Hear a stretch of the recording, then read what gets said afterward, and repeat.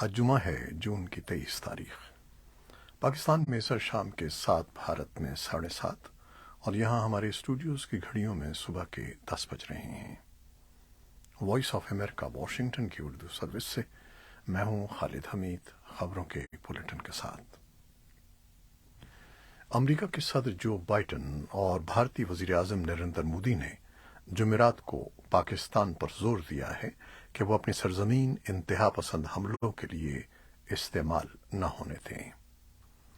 دونوں رہنماؤں کی جمعرات کو ملاقات کے بعد وائٹ ہاؤس کی جانب سے جاری مشترکہ بیان کے مطابق صدر بائیڈن اور وزیر اعظم مودی نے سرحد پار دہشت گردی کے استعمال کی شدید مذمت کی اور پاکستان سے اس بات کو یقینی بنانے کے لیے فوری کارروائی کرنے کا مطالبہ کیا کہ اس کے زیر کنٹرول کوئی بھی علاقہ دہشت گرد حملوں کے لیے استعمال نہ ہو۔ مشترکہ بیان کے مطابق صدر بائیڈن اور وزیر اعظم مودی نے القاعدہ، داعش، لشکر طیبہ، جیش محمد اور حزب المجاہدین سمیت اقوام متحدہ کی فہرست میں شامل تمام دہشت گرد گروپوں کے خلاف ٹھوس کارروائی کے مطالبے کا اعادہ کیا۔ پاکستان کے وزیر خارجہ بلاول بھٹو زرداری نے کہا ہے کہ دہشت گردی کا خاتمہ پاکستان کے اپنے مفاد میں ہے، لیکن انہوں نے کہا کہ بڑی طاقتوں کو اس معاملے کو جیو پالیٹکس کی وجہ سے متنازع نہیں بنانا چاہیے۔ پاکستان کے وزیر خارجہ نے یہ بات امریکہ کے صدر جو بائیڈن اور بھارت کے وزیر اعظم نریندر مودی کے مشترکہ بیان پر تبصرہ کرتے ہوئے کہی۔ انہوں نے کہا کہ پاکستان دہشت گردی کے خاتمے کے لیے اس لیے کوشاں نہیں ہے کہ اس کا ذکر امریکہ اور بھارت کے مشترکہ اعلامیے میں آیا ہے، بلکہ ان کے بقول ہم اپنی قومی سلامتی اور عوام کے مستقبل کی وجہ سے اس کا مقابلہ کرنا چاہتے ہیں۔ دوسری جانب پاکستان کے وزیر دفاع خواجہ آصف نے قومی اسمبلی میں دیے گئے ایک بیان میں کہا کہ انسداد دہشت گردی کی جنگ میں اتحادی ہونے کی وجہ سے پاکستان نے بہت نقصان اٹھایا ہے۔ انہوں نے کہا کہ پاکستان کو 9/11 کے بعد اس جنگ میں شامل نہیں ہونا چاہیے تھا۔ بھارت کے وزیر اعظم نے جمعرات کو امریکی کانگریس سے خطاب میں یوکرین جنگ کا حوالہ دیتے ہوئے کہا کہ گلوبل آرڈر تنازعات کے پرامن حل اور دیگر ممالک کی جغرافیائی سالمیت کے اصولوں پر قائم ہے۔ ڈیموکریٹک پارٹی سے تعلق رکھنے والی 3 خواتین ارکان کانگریس الیگزینڈریا اوکاسیو کورٹیس، الہان عمر اور رشیدہ طلیب نے نریندر مودی کے کانگریس سے خطاب کا بائیکاٹ کیا۔ کیلیفورنیا سے ایوان نمائندگان کے رکن جم کوسٹا نے وائس آف امریکہ سے بات کرتے ہوئے کہا کہ وہ صدر مودی کے اسٹیٹ وزٹ کا خیر مقدم کرتے ہیں، تاہم امریکہ میں بہت سے لوگوں کا یہ خیال ہے کہ بھارت بطور ملک زیادہ قوم پرست ہو گیا ہے۔ پاکستان میں سویلینز کے فوجی عدالتوں میں ٹرائل کے خلاف درخواستوں پر سماعت کے دوران اٹارنی جنرل نے عدالت کو بتایا کہ کوئی بچہ، عورت، صحافی، وکیل اس وقت فوج کی حراست میں نہیں ہے۔ اٹارنی جنرل کے مطابق اسلام آباد پولیس کی تحویل میں بھی کوئی شخص نہیں ہے۔ اسلام آباد سے وائس آف امریکہ کے نمائندے عاصم علی رانا کے مطابق chief justice of Pakistan justice Umar Ata Bandial کی سربراہی میں سپریم کورٹ کا 7 رکنی بینچ فوجی عدالتوں میں سویلینز کے ٹرائلز کے خلاف دائر درخواستوں کی سماعت کر رہا ہے۔ یورپی یونین نے اپنے شراکت داروں Aga Khan foundation, Danish refugee council اور بحالی ایسوسی ایشن کے ساتھ مل کر افغانستان میں زراعت کی ترقی کے لیے 12 ملین یورو مختص کیے ہیں۔ آج اعلان کردہ فنڈنگ دنیا کے سب سے بڑے انسانی بحران میں پھنسے افغان عوام کو بنیادی ضروریات کی اصولی مدد فراہم کرتی ہے۔ پاکستان کے صوبہ سندھ کی جیل سے کم از کم 13 افغان مہاجرین کو رہا کر کے افغانستان منتقل کر دیا گیا ہے۔ کراچی میں افغان قونصل عبدالجبار تخاری نے ٹوئٹر پر کہا کہ 282 دیگر افغان مہاجرین پاکستانی جیلوں میں قید ہیں۔ تخاری نے کہا کہ 2380 افغان مہاجرین کو رہا کیا گیا ہے، جنہیں پاکستانی حکومت نے قید کر رکھا تھا۔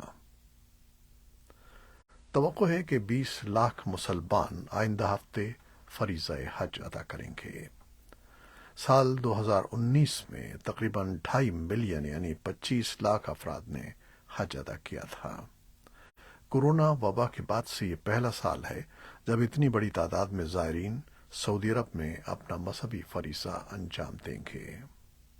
ماہرین کا کہنا ہے کہ آب و ہوا کی تبدیلیوں سے خطۂ عرب بھی متاثر ہو رہا ہے اور شدید گرمی کے موسم میں حج کے ارکان انجام دینا آسان ثابت نہیں ہوگا۔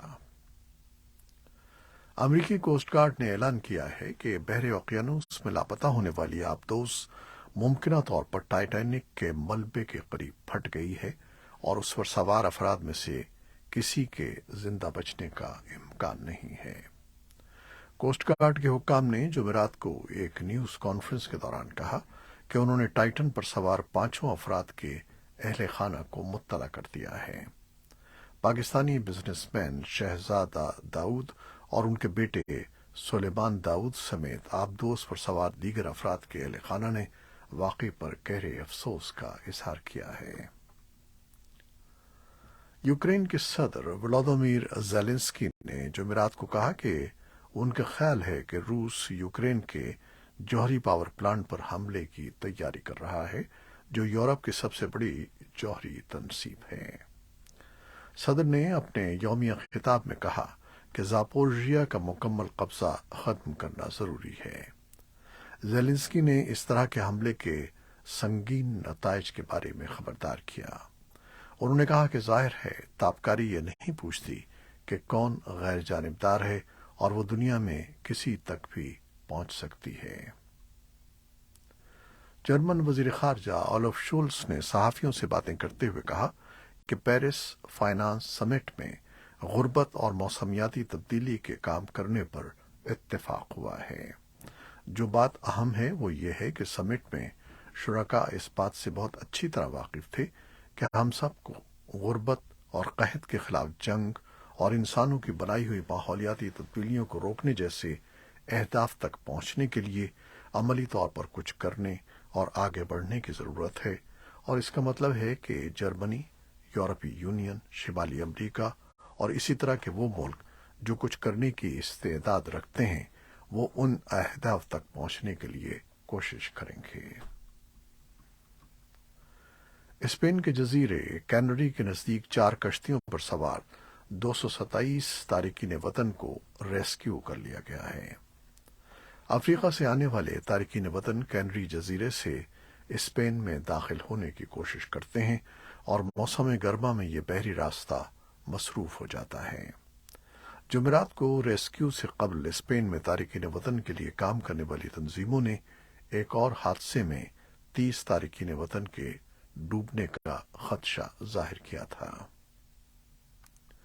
چین کے محکمہ موسمیات نے بیجنگ، تیانجن کے ساتھ ساتھ ہیبی اور شینڈونگ صوبوں میں جمعرات کو ریکارڈ توڑ درجہ حرارت درج کیا ہے۔ جمعے کی صبح قومی موسمیاتی مرکز نے گرمی کی شدت کے لیے اورنج الرٹ، جبکہ دارالحکومت بیجنگ نے گرمی کی شدت کے لیے اپنی وارننگ کو ریڈ کر دیا ہے، جو کہ بلند ترین سطح ہے۔ انتظامیہ نے پیشگوئی کی ہے کہ بیجنگ، تیانجن اور شمالی چین کے دیگر حصوں کے ساتھ ہنان اور آہوئی صوبے کے کچھ علاقوں میں گرمی کی لہر 10 روز تک جاری رہے گی۔ یہ تھیں وہ خبریں جو فیس بک لائیو پر ہم نے آپ کے لیے پیش کی۔ ہماری ویب سائٹ، یوٹیوب اور پوڈ کاسٹ پر یہ بلیٹن آپ کے لیے پوسٹ کر دیا جاتا ہے۔ آپ ہمارے بلیٹن کو شیئر کرتے ہیں اور اپنے کمنٹس میں اپنی محبتوں کا اظہار کرتے ہیں، جس کے لیے ہم آپ کے بے حد ممنون ہیں۔ اپنی ان کاوشوں کو جاری رکھیے گا۔ کیمرہ مین سید اصفر امام اور نیوز ایڈیٹر بہجت جیلانی کے ساتھ خالد حمید کو اب اجازت دیجیے گا۔ اللہ حافظ۔